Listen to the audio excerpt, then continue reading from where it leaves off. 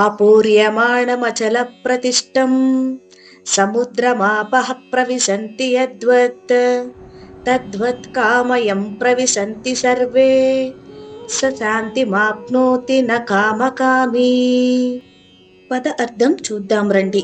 ఆపూర్యమాణం ఎప్పుడు నిండుతూనే ఉన్న, అచల ప్రతిష్టం కాని కదలకుండా నిలిచే, సముద్రం సముద్రాన్ని, ఆ నదులు, ప్రవిశంతి ప్రవహించి చేరిన, యద్వత్ ఎలా అయితే, తద్వత్ అలానే, కామాహ కోరికలు, యం ఆ వ్యక్తిలో, ప్రవిశంతి వచ్చి చేరిన, సర్వే అన్ని, సహ అతడు, శాంతిమాప్నోతి శాంతిని పొందుతాడు, నా కామకామి కోరికలకు బానిస అయినవాడు కాదు. ఇప్పుడు తాత్పర్యం చూద్దాం రండి. నదులు వచ్చి చేరిన కదలని సముద్రంలా ఎన్ని కోరికలు వచ్చినా కదలకుండా నిలిచేవాడే నిజమైన శాంతిని పొందుతాడు. కోరికల్ని కోరుకునేవాడు మాత్రం శాంతిని పొందడు.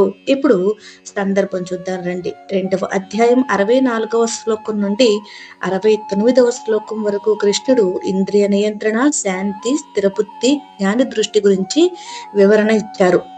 ఇప్పుడు ఈ శ్లోకంలో స్థితప్రజ్ఞుడి స్థితిని ఒక మహత్ ఉదాహరణతో చెప్తున్నారు. బాహ్య కోరికలు వస్తూనే ఉన్నా లోపల కథలని వాడే స్థిరజ్ఞాని నిజమైన శాంతిని పొందేవాడు అని కృష్ణుడు వివరిస్తున్నారు. భగవద్గీత మరింత మందికి చేరువ కావాలి అంటే నా వీడియోని మీరు తప్పకుండా లైక్ చేయాలి. లైక్ చేసి మరింత మందికి చేరువయ్యేలా చేస్తారు అని కోరుకుంటున్నాను. ధన్యవాదాలు.